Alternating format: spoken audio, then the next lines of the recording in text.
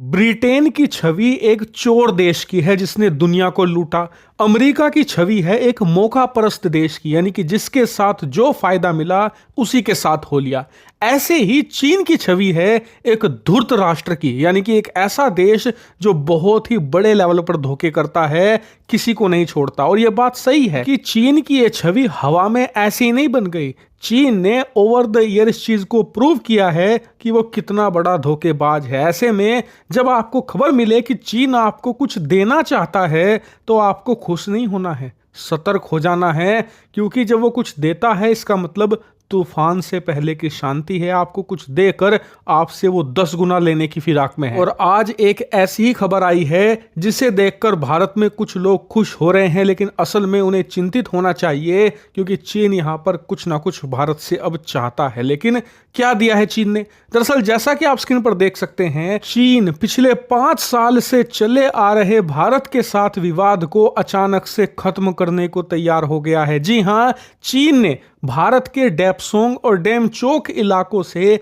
अपनी सेना हटाने का ऐलान कर दिया है और उसने ऑलरेडी ये काम शुरू भी कर दिया है। इसी के साथ भारत ने ऐलान किया है कि चीनी कमांडरों के साथ सभी चीजों पर सहमति हो गई है। चीन ने हमारी सारी बातें मान ली है और अब वो अपने सभी सैनिकों को पीछे हटा रहा है, जहां पर उसने 2020 के दौरान आगे बढ़ाए थे। और ये एक बड़ी जीत है भारत के लिए। लेकिन उससे भी ज्यादा हैरान करने वाली बात तो ये है कि चीन ने भारत की वो शर्तें मान ली जिन पर वो पिछले 5 सालों से अड़ा हुआ था। क्या थी शर्तें?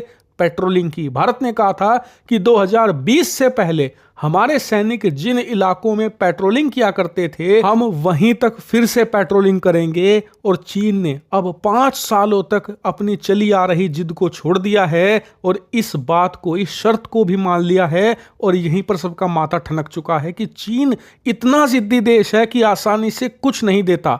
अचानक से वो सेना हटा रहा है भारतीय सीमा से, फिर वो भारत को पेट्रोलिंग भी करने दे रहा है।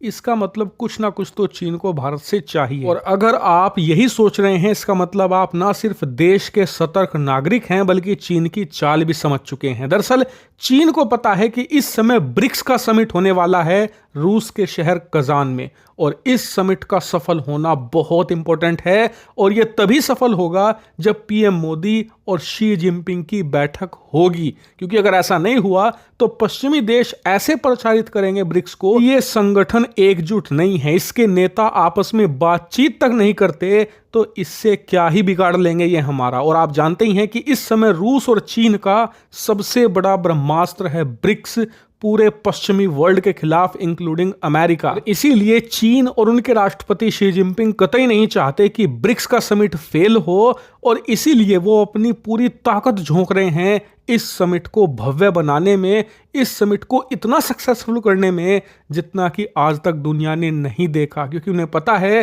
कि ब्रिक्स अगर सफल हो गया तो ये ना सिर्फ G7 को टक्कर देगा बल्कि पूरे पश्चिमी ब्लॉक को हिलाकर रख देगा।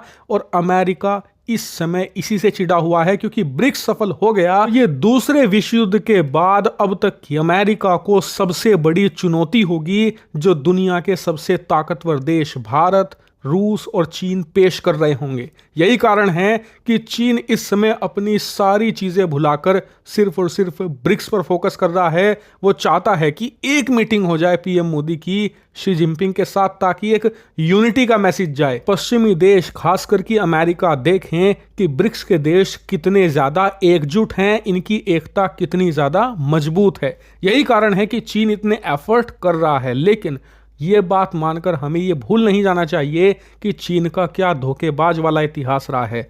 अभी चीन हट रहा है, अच्छी बात है, लेकिन अब हमें यह भी इंश्योर करना होगा कि चीन वापस ना आने पाए, क्योंकि तभी इसमें हमारा फायदा है। मान लीजिए आज तो चीन ने पीछे हटा लिए सैनिक, लेकिन कुछ समय के बाद जब चीन का काम निकल जाएगा तो वो फिर से सैनिक भेजेगा, और उसने फिर से सैनिक भेज दिए तो इसका मतलब उसने हमारा इस्तेमाल भी कर लिया ब्रिक्स समिट में, और फिर हमारे ऊपर दबाव फिर से बना दिया बॉर्डर पे।